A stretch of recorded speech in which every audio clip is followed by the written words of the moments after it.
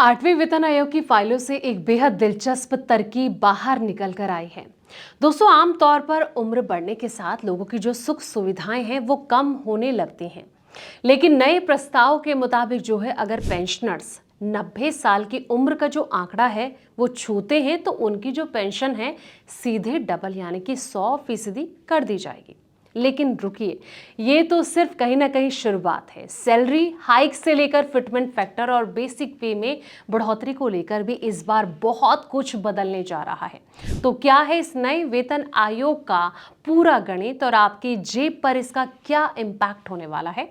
आइए इससे जुड़ी हर एक डिटेल को अच्छे से इस वीडियो में समझते हैं। नमस्कार, मैं हूं आपके साथ संध्या बिष्ट और आप देख रहे हैं द इकोनॉमिक टाइम्स हिंदी। दोस्तों, फिटमेंट फैक्टर और महंगाई भत्ते यानी कि डीए में बढ़ोतरी के अलावा इस बार आठवें वेतन आयोग की चर्चाओं में सेवानिवृत्त केंद्रीय कर्मचारियों के लिए नई पेंशन व्यवस्था भी एक बहुत बड़ा मुद्दा बनकर उभर रही है। रिटायरमेंट के बाद आर्थिक सुरक्षा को लेकर कई अहम सुझाव दिए जा रहे हैं, जैसे कि उम्र के हिसाब से बढ़ रही पेंशन।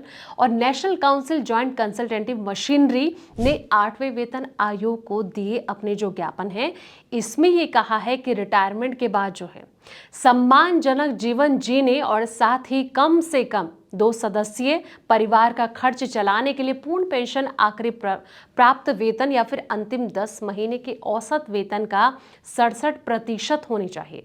फिलहाल ये 50% है। रिपोर्ट्स के अनुसार कर्मचारी संगठनों ने पेंशन व्यवस्था में अधिक लचीलापन देने की मांग भी उठाई है और प्रस्ताव है कि कर्मचारियों को अपनी जरूरत के अनुसार पेंशन योजना चुनने का ऑप्शन दिया जाए। वहीं आपको बता दें कि क्या है तीनों पेंशन योजना, इसको समझते हैं।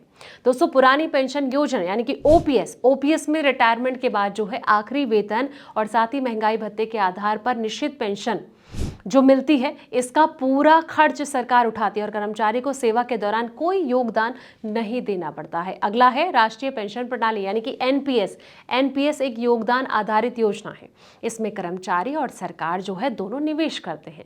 रिटायरमेंट के समय मिलने वाली जो पेंशन है वो जमा फंड हो गया और बाजार से मिलने वाले जो रिटर्न है इस पर निर्भर करती है। अगली जो है वो है यूनिफाइड पेंशन स्कीम यानी कि यूपीएस को ओपीएस और एनपीएस के बीच संतुलन बनाने के लिए लाया गया है और इसमें एनपीएस की तरह अंशदान तो होता है, लेकिन साथ ही निश्चित पेंशन का भी प्रावधान जो है वो रहता है और ऐसे में बाजार पर निर्भर ना हो पेंशन। कई कर्मचारी संगठन का ये कहना है दोस्तों कि रिटायरमेंट के बाद जो है मिलने वाले जो लाभ है वो शेयर बाजार हो गया या फिर अन्य बाजार उतार चढ़ाव पर डिपेंड नहीं होने चाहिए।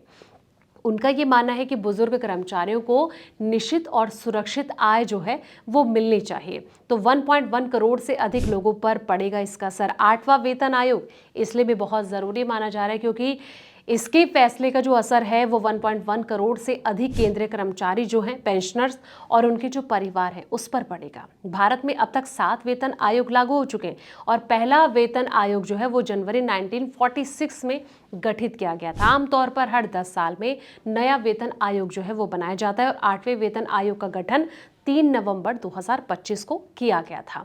तो फिलहाल इस रिपोर्ट में इतना ही। ऐसे तमाम वीडियोस के लिए आप देखते रहें द इकोनॉमिक टाइम्स हिंदी।